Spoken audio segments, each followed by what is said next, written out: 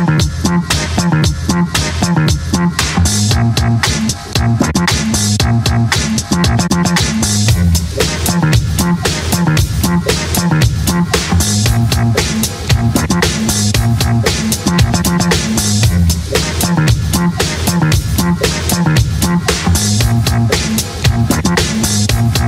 to the PowerFactor Show.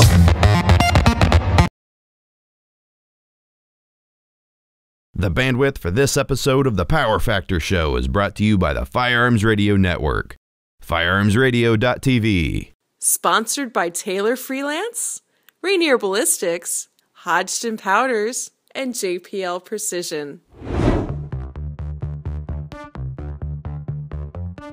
Hi, welcome to PowerFactor. I'm Larry, and this is the second part of the Area 1 Championship, USPSA Area 1 Championship that was held in Eastern Washington at the Rattlesnake Shooting Facility. If you didn't see last week's episode, go check that out before you watch this one.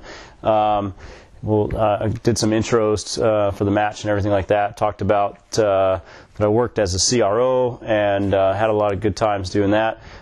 This week I've got some more war stories for you. So I saved not the best for last, the biggest ones for last. We had some procedurals that we talked about last week that we issued. We had some scoring calls. We talked about how I chased a guy off the stage that wasn't supposed to be there. But this week I want to talk about the DQs that we had. I don't mean to crack a smile. I mean, that's, it's unfortunate, but so while we were shooting as staff, during the staff shoot, one of the ROs that was shooting with us, a guy I hadn't met before, he did recognize me from the show. I'll just say hello. I'm not going to mention your name, but I've been shooting for about 11 months now, so not quite in his first year, and not quite through his first year. And I guess immediately, fell in love with the sport, jumped in with both feet, pretty quick became a range officer. Now he's working a level 3 match, his first level 3 match, and so we're shooting our RO match. And without getting into too many details right now, maybe I'll talk about it a little bit more later when we get to that stage. But there was a time when he was the next shooter, and they're out scoring for the previous shooter. He's the next shooter. I'm supposed to be right after him. And he's doing his dry run and pulled his gun out of his holster, not really thinking. And so that's a disqualification under Rule 10.5.1, which is handling a firearm at any time except when in a designated safety area or under the supervision and direction of a range officer. So he was the next shooter. I would have been on deck moments later, and I look over and I'm like, whoa, what are you doing? So that unfortunately, and that was the last stage that we shot. He made it through the whole thing, and that's the one stage he didn't get to shoot, and unfortunately had to be disqualified and had to work the rest of the match without his scores counting. So that was unfortunate. Then I had, while I was working stage 10, I had a shooter that was very unfortunate. Man, I feel bad, but he did it, and he did it to himself. But when we see my stage 10, when we get to it, you'll see there's 2 poppers at the end, and he shot. We didn't have any trouble with our poppers for the most of the weekend. We had one blow down during the make ready, and I had to have a guy. I said, you know what, let's just unload you, clear you, we'll go set it up, and we'll start over. So other than that, didn't have any problems with the poppers until this guy came up. Not that it's his fault, but he shot one of the poppers, didn't go down. So he challenged calibration, which actually we had a calibration call a couple of times, and it was not in the shooter's favor. RM came up and shot the popper where it was supposed to be with lighter than sub-minor ammo, and the popper went down, so they got misses on that one. But this guy called the calibration, called the RM. He shot it from where the competitor shot it, and it stayed up. So hey, he gets a reshoot. So we tweaked the poppers, and made adjustments and made sure they felt about right. RM shot him again, and shot it again, the one popper. I think it was the one on the right, and we fixed that one. The guy went to the bottom of the lineup, and when it was his turn to shoot again, 10 minutes later, he shot the stage. He comes up to the end, shoots both poppers. Now the left one is left standing, and I don't remember if he hit it once or twice, but he said he decided that he wasn't going to shoot it again. Calls for calibration, and actually we're right there at the end. He's got his handgun, and we kind of chuckle just for a moment, but I'm saying, going through the range commands, unload, show clear, and he does. If you're finished, unload, show clear. If clear, hammer down, holster. And at that moment, he crosses his support hand with the gun. He's in a kneeling position and down on this low port, and somehow, he pointed the gun like this downrange and pulled the trigger, hammer down, holster. So he goes hammer down, and I don't know if he was reaching for the wall to stand up at the same time. I forget exactly how it happened, but he crossed his support hand arm with the muzzle of the gun. I said, oh my gosh, I can't believe he just did that. So had to disqualify him under 10.5.2, which is sweeping any part of your body with the muzzle of the handgun, loaded or not, which it was definitely unloaded. We got him unloaded, but unfortunate. Hate doing that. My other RO saw it. I kind of looked back and go, yeah, I saw that too. And like, yeah, sorry, buddy. It's a bummer. I think it might have been, I don't know if it was his last stage or not. No, I don't think it was. But anyway, unfortunate. So, yeah. War stories as a CRO at a USPSA match. So, besides that, like I just kind of alluded to, we had a couple of popper calibrations. If you don't know what that is, the steel popper, steel targets, they're hinged at the bottom. If they fail to fall over when they're hit in the proper scoring zone and the calibration zone, if they don't fall, the competitor may choose to have it calibrated or ask for a calibration shot, which the RM is called in, fires a chronographed round, which is anywhere from 115 to 125 power factor, so sub-minor. So if this gun takes it down, anything should be able to take it down. And anyway, that happened a couple of times, and in two cases, I think it was that the competitor was scored a miss because the popper did fall. Like, they hit it, they heard it, they moved on, but they only hit it like with a glancing shot. I can't believe how many edge hits we had on our poppers. I don't know why, but and I was extremely concerned as the CRO, which I wound up running most of the shooters the second and third day. I'm always watching the poppers to see how they're behaving, because if they're not behaving right, I want to adjust them before they become a big problem. So pretty much every time, if I could get myself in a position to see the poppers as they're being shot, I want to see where they hit low. If it didn't go down, was it hit low? Was it an edge hit? And I was making mental note of that every single shooter as best I could. Sometimes I just couldn't get in a position to see it.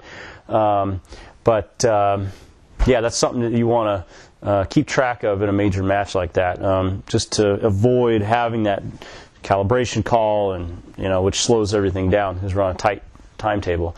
So yeah, that was some of the other exciting things that happened. We actually had one shooter challenge a popper for calibration, and there was no hit on it. And I said, you know what, you didn't hit it. I saw the shot. You didn't even hit it, so it's just a miss. And that's, look it up. It's in the rule book. In order to, and especially in the new rule book, there's some clarification on that.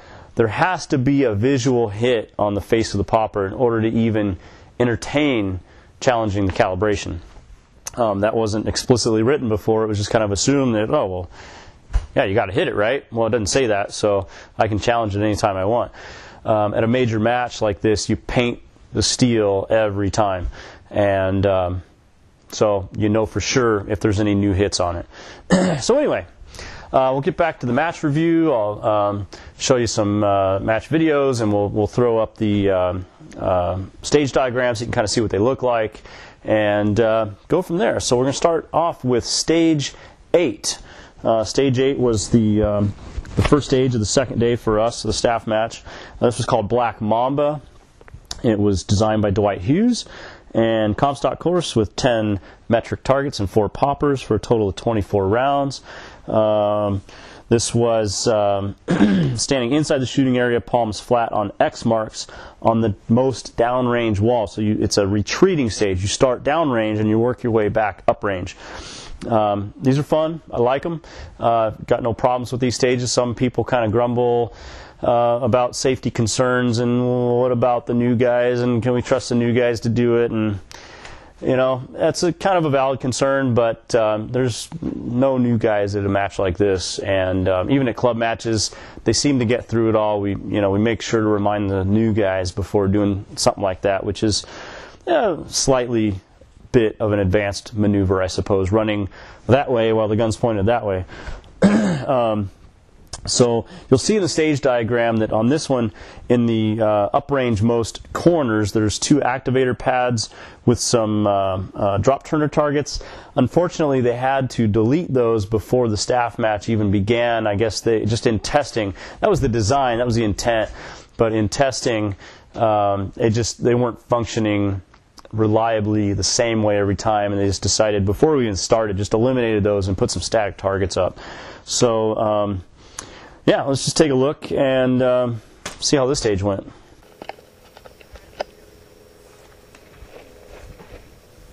Are you ready? Stand by.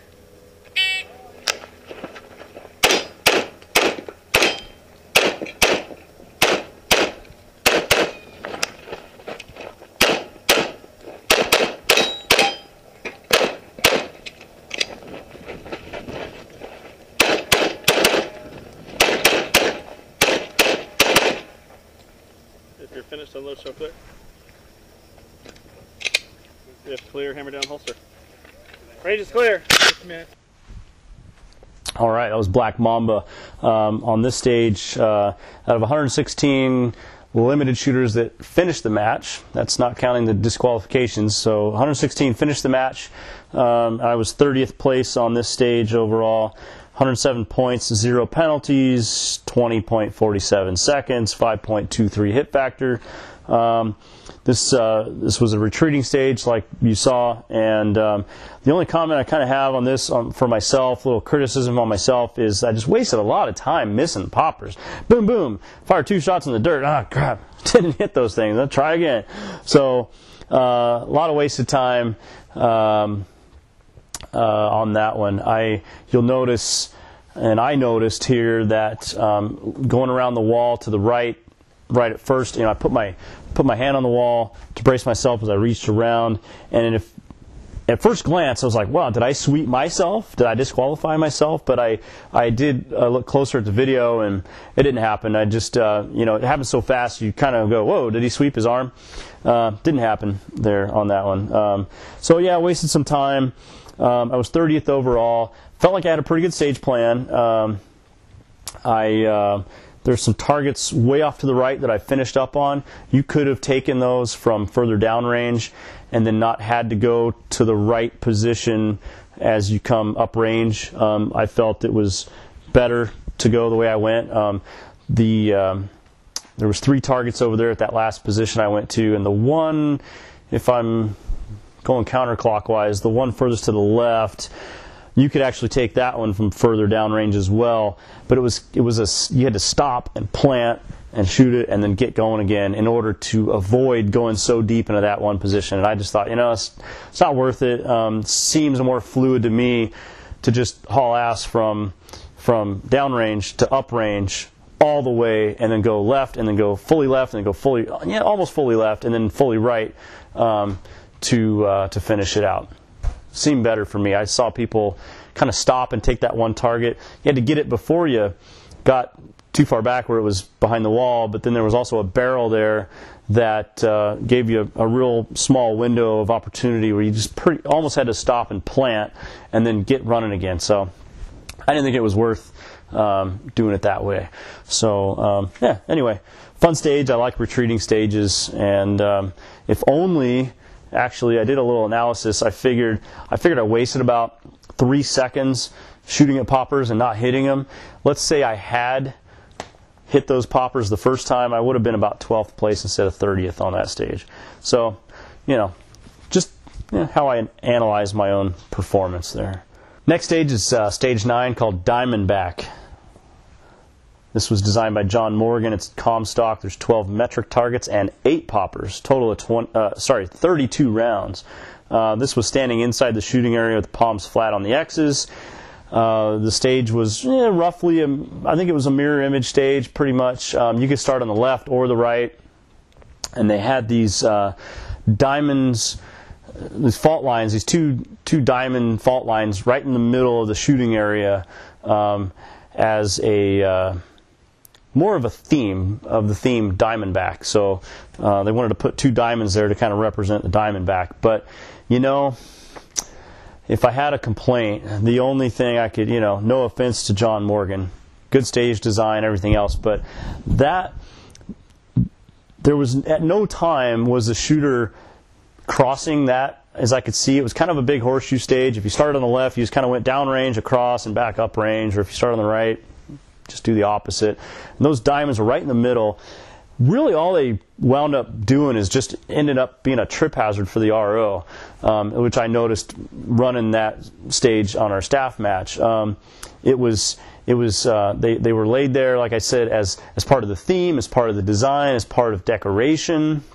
They just wound up being trip hazards, and it would have been really cool if you could stand in one of those diamonds and it was just some kind of sweet spot where it's like, man, I could see everything from here. I wish I could stand here and shoot, but I can't.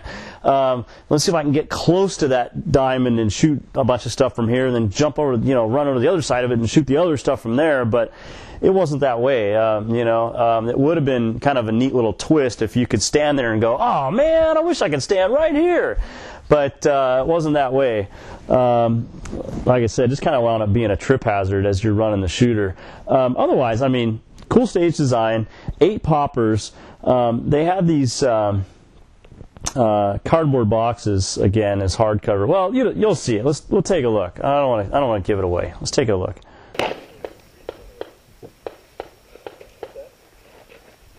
Are you ready? Stand by.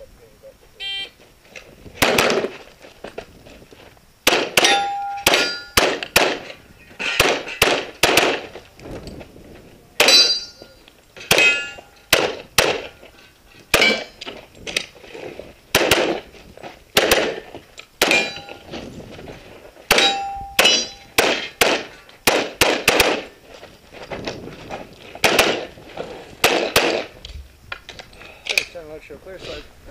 Hammer down holster. Striker down holster. 2607. All right, so that was stage 9, Diamondback. So on that one, it's 137 points minus 20 penalty points, about 26 seconds, about 4.5 hit factor. My penalties on that stage were the most downrange poppers, one on either side. So again, they're using these cardboard boxes as vision barriers. What I didn't notice during my walkthrough and before everyone else was shooting and we're resetting the stage, I never noticed they put steel plates on those boxes so that you can't have a shoot through that somebody doesn't notice and hit those steel poppers and knock them down while putting a full bullet diameter through those cardboard boxes. They didn't want you to get away with that. So somehow, I didn't know how they even attached a big heavy steel plate to a cardboard box, but they did it. Maybe it had a welded bolt and a big nut or something on the inside. I don't know. But I'm shooting with my ears on this stage big time because I go up into that last port and I ding, and I'm like, all right, moving on. Port, go to the other one. Ding, moving on. And I didn't stick around long enough that you didn't notice on the video that the poppers didn't fall. So I finished out the stage, had what I think was a decent plan. There's not a whole lot of flexibility in what you could do, but to avoid too many stops and starts, you notice that as I'm working my way back uprange on the right-hand side of the course, I come into one doorway and shoot a few steel, and then back up and shoot that one target through that diamond-shaped port, like right in front of you, boom, boom, and then step back out and take one more target straight down the lane. It seemed like it would flow better, even though it was adding some distance to that target. But it was a wide open target and hit it just fine. And I felt like it flowed better. But we're going around scoring. They're like, "Hey, did you notice we got a miss over here on steel? And oh, we got a miss over there on steel too." I'm like, "Are you kidding me?" So I'm like, "No, screw that. Calibrate it." So he called the RM in to calibrate with his 120 PowerFactor ammo, and ding, ding, they both went down. I was like, crap. So 2 misses for me on that one. I can't believe it. I mean, I don't know. I thought it had a sight picture on it. I heard it. Must have hit it. But I didn't even realize they put some steel hardcover on those boxes to prevent those shoot-throughs and to do exactly what happened to me. So, not fun. The next stage we shot was stage 10. Now, this is the stage that I worked for the main match for the whole weekend. So I'm very, very familiar with the layout of this stage. This was called Sidewinder. It was 11 metric targets and 2 poppers, 24 total rounds, and standing outside the shooting area, toes on the marks, on the start buzzer, enter the shooting area, and shoot all targets as they become available. I was very happy to work a stage that did not have any activators, no swingers to reset. Made it a piece of cake to run that stage. I'm happy with that. Yeah, I don't know. Take a look. See how we did. Are you ready? Stand by.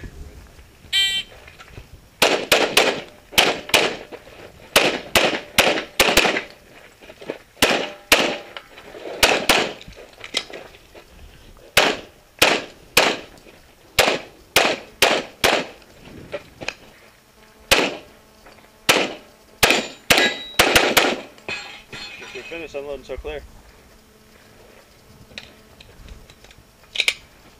Just clear, hammer down, holster. Larry, you want to look at this thing? Range is. All right, so that was my stage 10, my run on stage 10. Like I said, I lived there the whole weekend after that.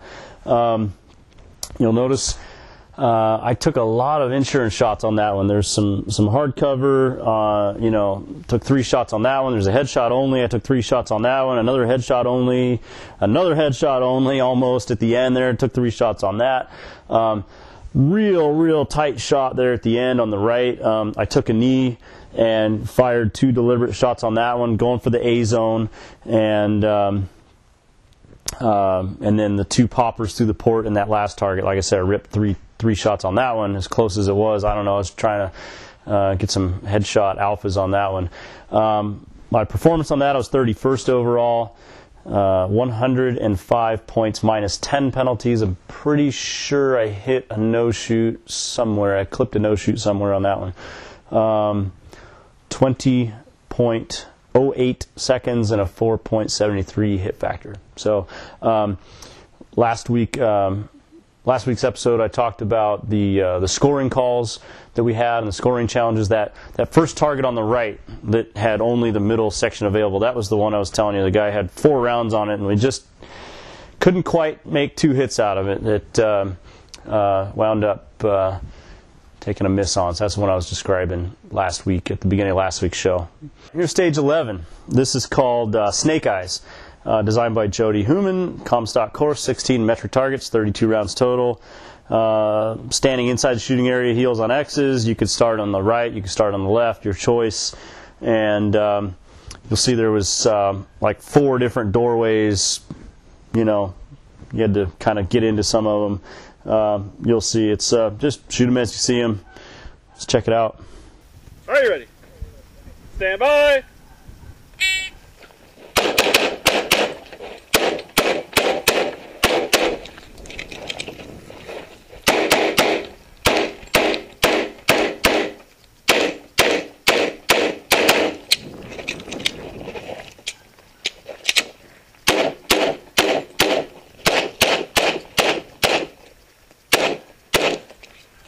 If you are finished, unload and show clear. If clear, hammer down, holster. That's 3 rounds on target. Range is clear. 2279. That was Snake Eyes. I shot 50th place overall. One of my bad finish for me. 136 points out of 160. Not so great, but then a negative 20 on top of that. With I think it was a couple of misses. I don't think it was a mic no shoot. I think it was a couple of mics, probably on the distant targets, or one was in the black, I do believe, on the left. But at first there, let's see, what do we do? 22.79 seconds and 5.09 hit factor. On this stage, you'll notice a couple things. I reloaded twice. Now, I mean, it's a 32 round stage. I'm shooting limited. I'm carrying 19 plus 1 in my Glock mags. I know some people can get 20. I prefer just to load 19. It's a little easier on everything. But so 2 mags would do it. But you notice that the middle 2 doorways were just divided by just the width of a single wall, of just 4 inches or whatever. So I would have shot, 16 and 16, but I couldn't shoot both the left, the first 10 shots and then another 12. That put me at 22 rounds, and I couldn't do that. So, and I didn't want to do a standing reload right there. So I shot the first 10 targets in the left doorway area, and then made a reload on my way to the middle, fired 12 shots, and then made a reload on my way out of there to finish up with 10 more shots, 10, 12, and 2, 32 rounds. You'll notice, though, I had a bit of a malfunction, and on that second reload, I heard the gun kind of go back into battery, like it wasn't in battery after the last shot of the middle 2 doorways. Not sure exactly what happened there, but, slam the new mag in and click. Oh, okay, got a racket. Yeah, I just don't really know how that happened, but it's at this point in the match start seeing my gun start to malfunction a little bit, and that was you'll see more of that, I think. But due to the dust blowing around, I mean, I didn't clean the gun. We shot 2 days, shot half the match on one day, half the match on the next day, and I decided not to clean it at all. I didn't bring any cleaning supplies with me. I could have oiled it, but I thought, it's a 350 round match thereabouts. I shoot 2 or 3 matches at home before I clean the gun. I mean, what's 350 rounds? Well, I mean, they've got all this fine dust kind of blowing around all the time. And I didn't really think about that. Didn't really factor that in. I've had that problem out in Idaho as well with, getting the gun gunked up with that fine dust out there in the high desert. So I should have cleaned the gun the night before, just to play it safe. I thought, it's a Glock, right? It runs forever, but maybe not. So anyway, I wish I would have cleaned it. Anyway, that was my stage plan for that one. 2 reloads, even though I could have done 1. Flow much, much better that way. All right, the next stage we shot was stage 12. This is called Cobra Venom, and this was technically a speed shoot and a Virginia count stage. This was at 4 classic targets that you shot twice each from box A, and made a mandatory reload and shoot them twice each again. 4 classic targets with 4 no shoots at various positions in front of them. You'll see what that looks like. Take a look. Are you ready? Stand by!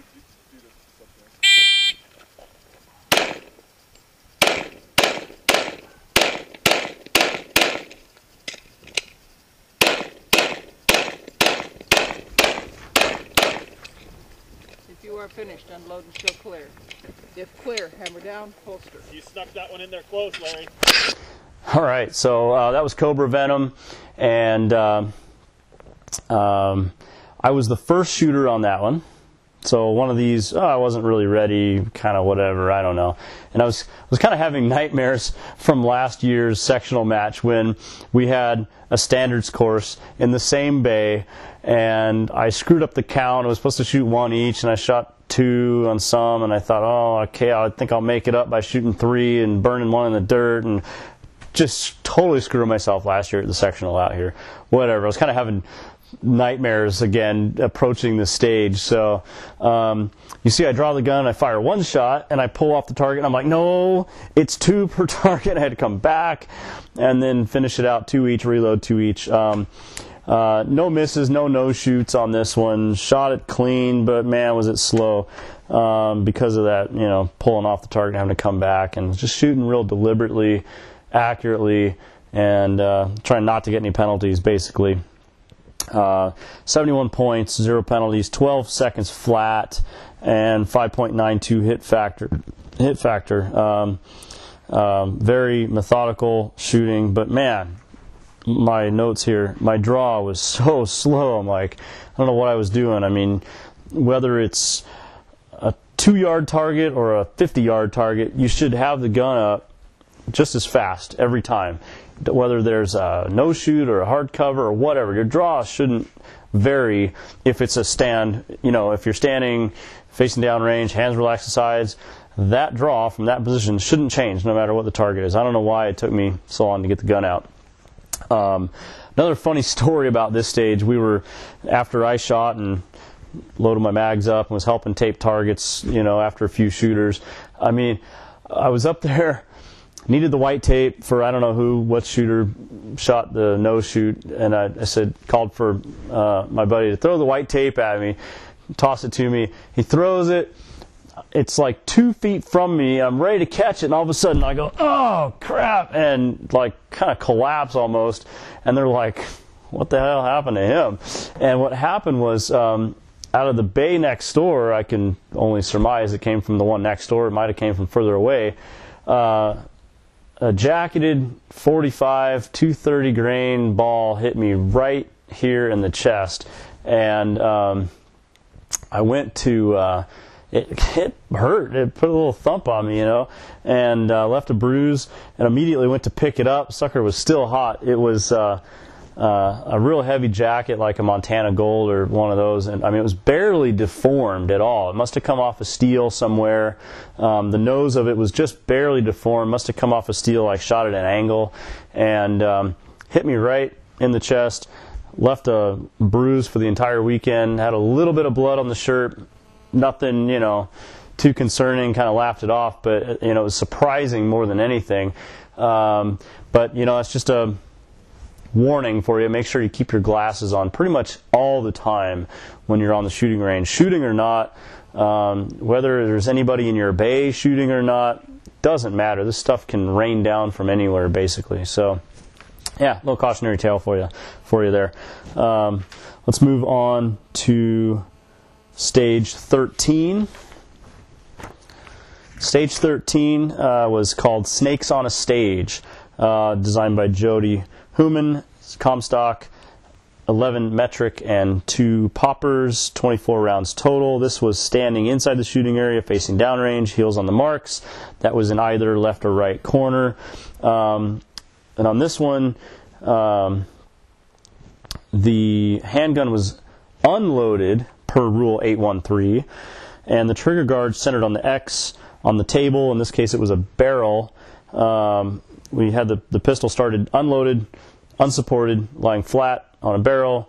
Magazines, all magazines to be used on the stage had to be staged on that initial first barrel.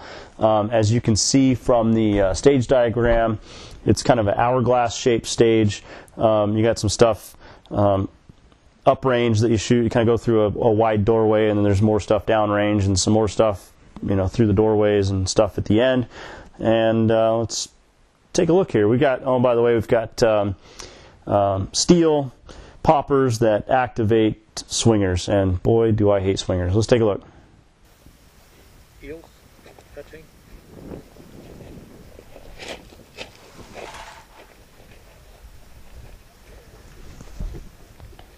Are you ready? Stand by.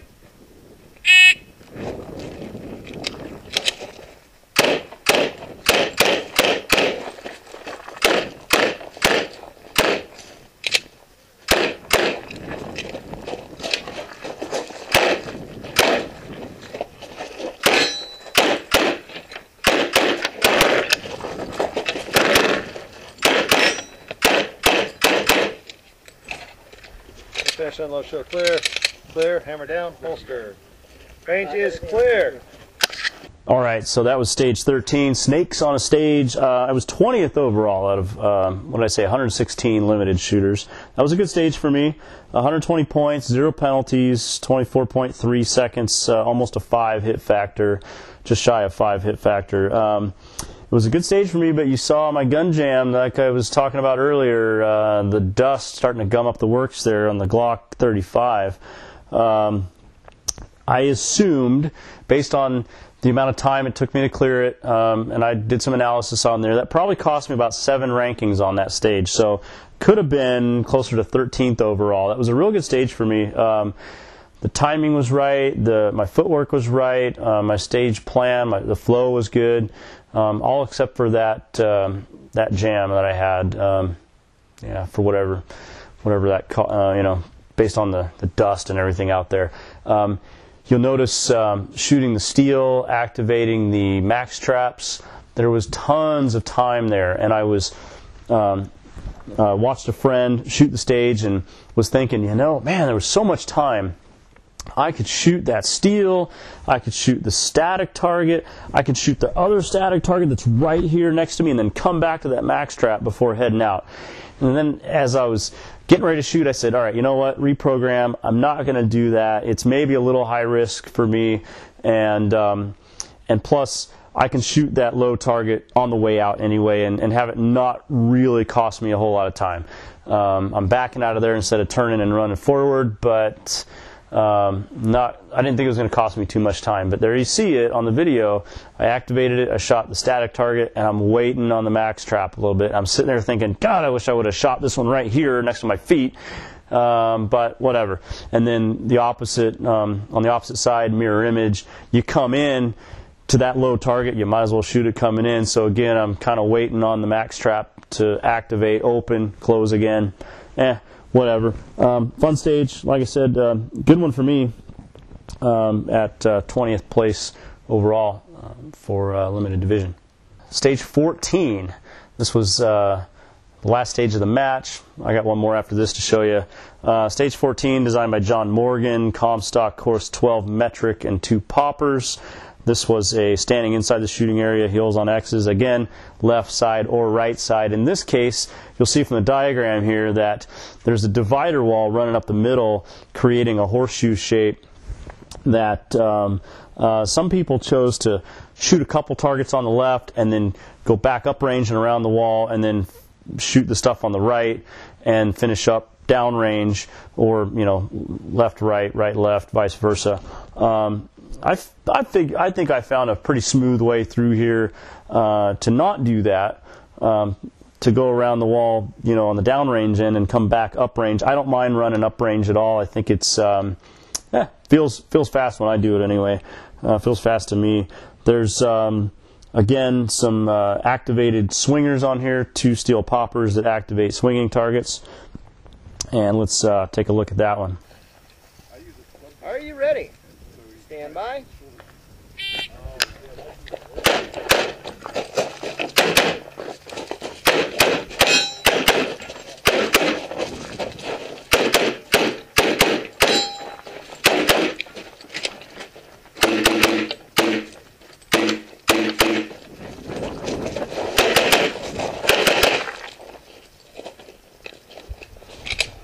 Load show clear, slide down. Wait, no slide down, just hammer down. Holster, we're clear.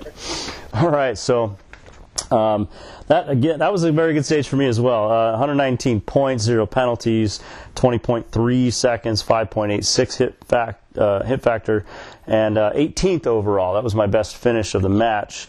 But I had a real slow start. You see, what happened was I had a bad grip out of the holster, and it kind of screwed up my first couple of shots as I was kind of trying to readjust my grip there. I think I fired the first 2 shots. I think the slide was rubbing on my hand, cutting into me a little bit, and I think I adjusted before the second target. But those were so close targets, and I was really hoping to hammer them fast like I did on the last couple targets, but I got a bad draw and kind of got off to a bad start, slow start.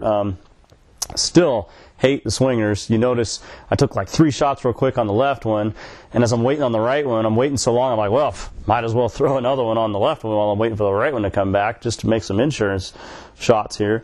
And other than that, felt like I had a pretty good flow there. There's like 1, 2, 3 positions on the left. I went into the 3rd position on the right to activate that stuff, came back to the middle, and then backup range on the right. Seemed like it flowed good to me. I don't know, works for me anyway. I was happy with the stage plan. I wouldn't have done it differently, even after seeing other folks, shoot a little bit left, come back up, shoot a little bit right, and then finish off with the downrange stuff. I don't mind at all running backup range, especially if it's on the right side and I can hold the gun like this and basically be on target as I come into those doorways like that. Anyway, yeah, fun stage, cool design, and I dig it. Stage 2. This is the last stage we shot, and the reason why it's the last stage we shot, like I said, we kind of did the first 7 and the last 7, but on the first day of the staff shoot, they had some problems with these ports, and they have some ropes that you pull that opens the ports and kind of forcing you to shoot one-handed, and they had some trouble with them operating reliably. So I think a couple of squads shot it, and it wasn't going well. So they said, you know what, we're not going to.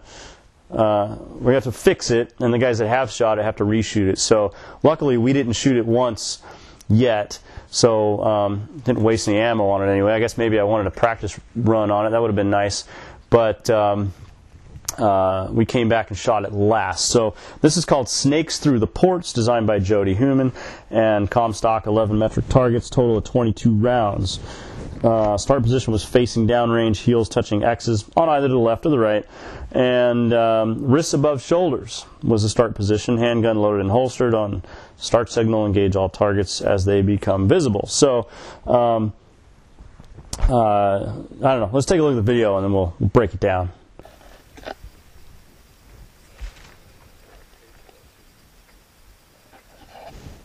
Are you ready? Stand by. Are you kidding me?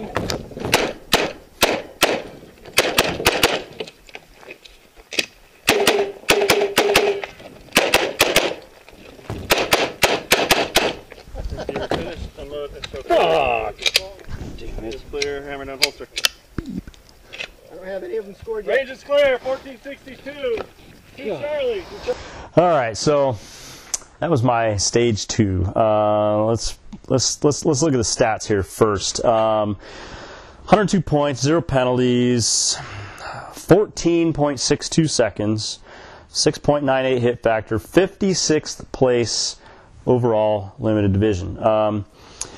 So not happy with that. So here's the deal. We talked about disqualifications at the beginning of this episode.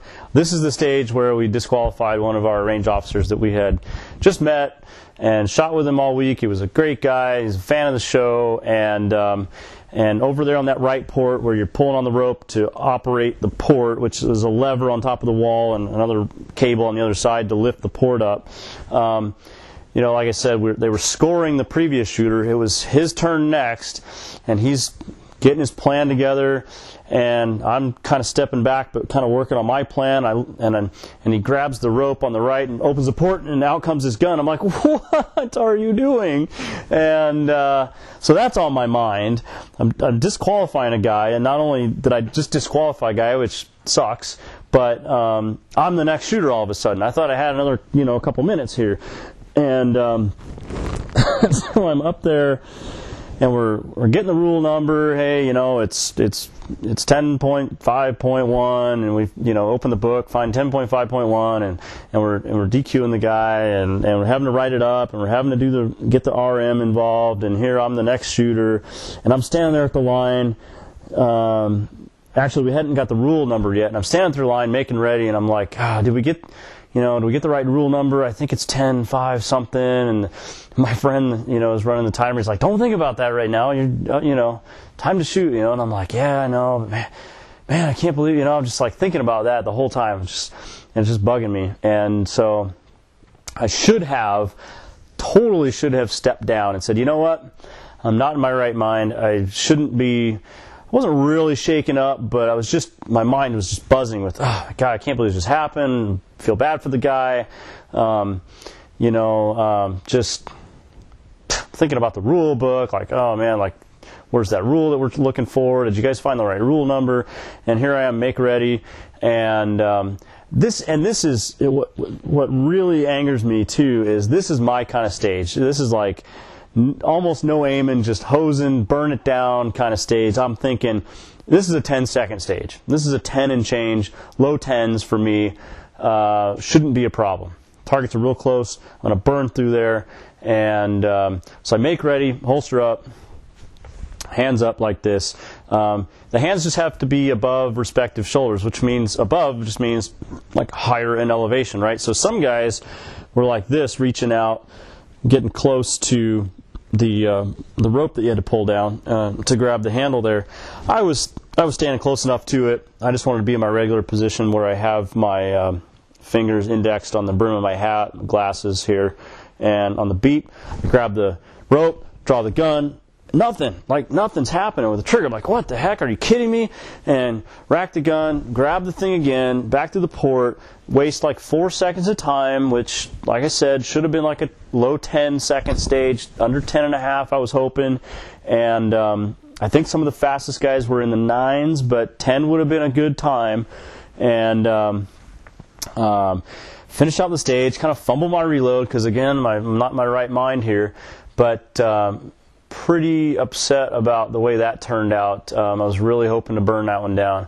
So it turns out, you look at the video, look closely, the gun is not in battery. When I come out of the holster and go to the port, you can see the barrels dropped down. The gun was not fully in battery. So again, back to cleaning the gun, even though I thought, 350 rounds, a Glock can run 350 rounds without cleaning. It's not a big deal. I just put it away the first night, shot the second day, started to cause problems in that fine powdery dust that's blowing around out there, just gradually working its way into the gun. So I should have cleaned the gun. That would have been better off if I did.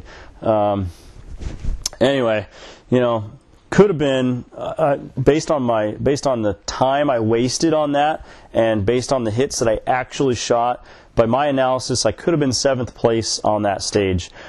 Just looking at how much time I wasted there with that malfunction. So too bad for me. So we'll throw the spreadsheet up. Go back to episode 98, I think it is, where we talked about my analysis spreadsheet if you want to see how I did for the match. And, look at the numbers if you want. We'll just throw that up here for a few seconds. You can pause the video if you like. Thanks again to the match director, Randy Byack, for putting on this match. And thanks to Kevin Immel, a range master I really admire. Unfortunately, Carl Schmidt also was range master for the first day and had to leave for some family emergency. I don't know exactly what happened, but we were left with one range master for the rest of the match. Really like working with Kevin Immel. He's a guy I learn a lot from, and hope maybe one day to be a range master myself when I have the time to dedicate to it. Thanks again to the sponsors, and good overall match. So let us know what you think. Send us comments on YouTube and Facebook and everything, and hopefully you guys enjoyed seeing this breakdown of this level 3 USPSA area match in eastern Washington at Benton City, Washington, at the Rattlesnake Shooting Facility. Thanks to everybody that helped put on the match. It was just excellent. Had a great time. Thanks a lot, guys. Check us out on Facebook, facebook.com/PowerFactor Show. Like us there on Facebook. See our website at PowerFactorShow.com, and send any questions and comments to us on our email address, PowerFactorShow@gmail.com. Thanks a lot. See you next week.